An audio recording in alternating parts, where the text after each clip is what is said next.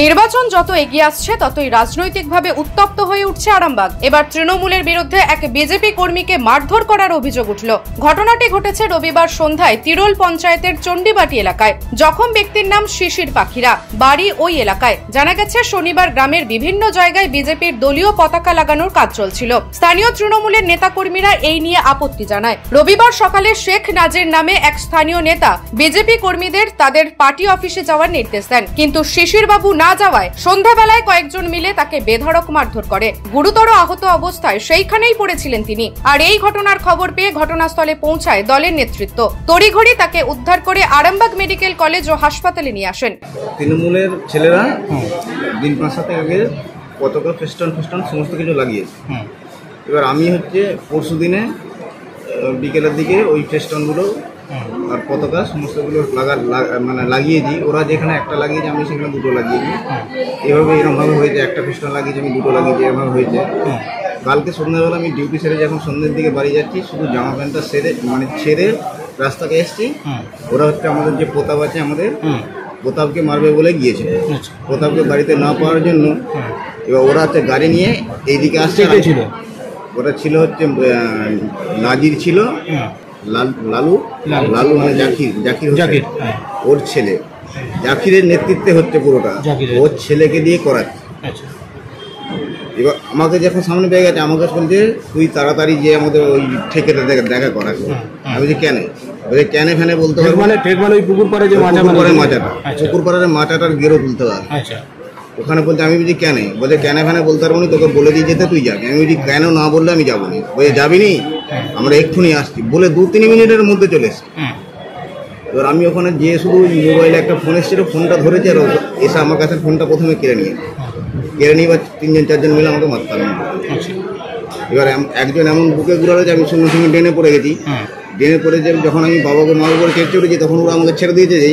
একটু যেই লোল ছেড়েছে, আমি ওদের কাছ থেকে ছুট মেরে দিয়েছি। তারপরে ওরা আমার বাড়ি পর্যন্ত ছুটেছে, যে আমার বউকে বলছে যে তাড়াতাড়ি কোথায় ঢুকেছে, তাড়াতাড়ি বার করো। বলছে না, ওখানে আসে না। বলছে যদি না বার করো আমরা এক্ষুনি বম ফম নিয়ে আসছি, তোমাদের ব্যবস্থা করে দেবো। এখন এই বুকে যন্ত্রণা হচ্ছে এইখানটাতে, এখানে বেশি মেরেছে। আর এই ঘাড়ের এই দিকটাতে এতে করে মেরেছে, হাতে করে মেরেছে। এই দিকটা বিজেপি নেতা বিশ্বজ্যোতি মণ্ডল বলেন, তৃণমূল নেতাকর্মীদের আমাদের দলের নিচুতলার কর্মী সমর্থকদের ভীতি প্রদর্শন করছে। এলাকায় আমাদের ভোট প্রচারে নানাভাবে বাধা দেওয়ার চেষ্টা করছে। ঘটনা ঘটেছে বলতে, যেমন তৃণমূলের যা কালচার পশ্চিমবাংলার বুকে, সেই কালচারের পুনরাবৃত্তি ঘটেছে গতকাল রাত্রে।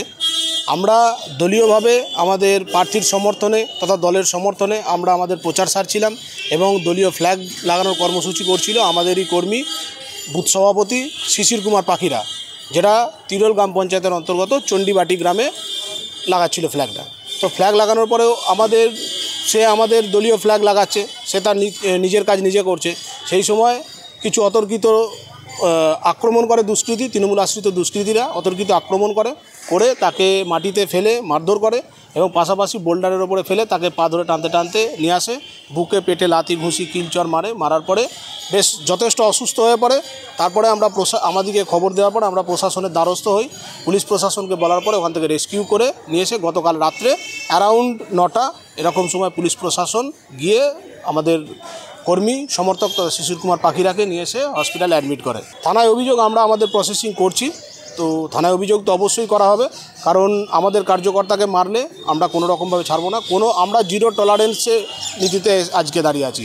আমাদেরকে যদি কোনোভাবে আঘাত করে, আমরা যথাবিধি মেনে ইলেকশনের আমরা নির্বাচন কমিশনের যথাবিধি নিয়ম মেনে আমরা যতটুকু করার প্রশাসনিকভাবে ততটুকুই করব। আমাদের দলীয়ভাবে আমরা কখনোই কোনো কিছু হাতে তুলে নিইনি, আজও নেব না। আজকেও আমরা প্রশাসনের দিকে তাকিয়ে থাকবো যে প্রশাসন কি করে। প্রশাসন যদি ঠিকঠাক না করে, তার ঊর্ধ্বতন কর্তৃপক্ষের কাছে যতদূর পৌঁছানোর বিষয়টা আমরা পৌঁছাবো। অপরদিকে এই ঘটনায় তৃণমূলের আরামবাগের ব্লক সভাপতি শম্ভুনাথ বেড়া বলছেন, বিষয়টি তার জানা নেই এই ধরনের ঘটনা ঘটেছে বলে, তবে তিনি বিষয়টি বিস্তারিত জেনেই ব্যবস্থা নেবেন বলেই জানিয়েছেন। এরকম কোনো ঘটনা ঘটেছে বলে এখনো জানা নেই, তবে ওটা তো কোনো রাজনৈতিক ব্যাপার নয় বলছে। কি একটা দ্বন্দ্ব ছিল, দ্বন্দ্ব দিয়ে ঠেলাঠেলি হয়ে ওরা কি ড্রেনে পড়ে গেছিল নাকি এরকম একটা, এটা তো রাজনৈতিক কোনো ব্যাপার নয় বলে আমরা একজনের কাছ থেকে খবর পেয়েছি। নিউজ আজ বাংলা, আরামবাগ। নিঃসন্তান হওয়ার কারণ স্বামী বা স্ত্রী যে কেউ হতে পারেন। আইভিএফ এর অ্যাডভান্স সায়েন্স আর এক্সপার্ট কেয়ার লক্ষ লক্ষ কাপেলের স্বপ্ন সার্থক করেছে। তাই বন্ধাত্বকে হারাতে আপনাদের অবশ্যই আসতে হবে আরামবাগ প্রাণ আইভিএফ ফার্টিলিটি সেন্টারে। এখানে চিকিৎসা করিয়ে অনেক দম্পতি সন্তানের মুখ দেখেছেন। আমাদের ঠিকানা আরামবাগ বসন্তপুর আমতলা বিবেকানন্দ পল্লী 2 নম্বর রেলগেটের পাশেই। মোবাইল নাম্বার 7865858781 অথবা 7908098172।